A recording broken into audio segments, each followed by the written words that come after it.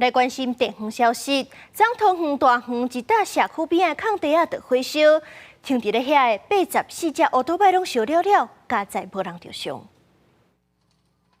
大火就伫大楼边烧起来，还有阵阵乌烟甲爆炸声。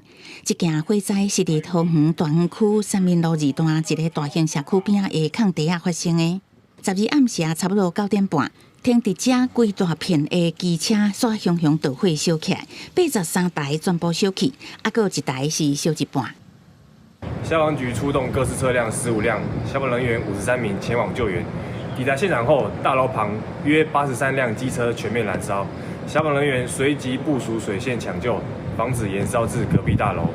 现场的机车残骸规个如苍苍，真瓦近的大楼壁堵嘛，好烧甲拢乌去。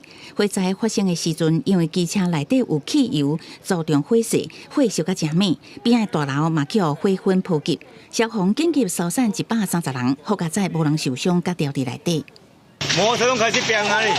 火好大哦！有民众看到火在烧，感觉真恐怖。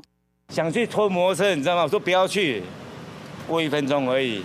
一台开始爆，没有，整排开始爆，全部烧，哦，超恐怖的、啊，很傻眼，就停在这，然后就突然回来就没了，只能再买一台新车，但就很无奈啊。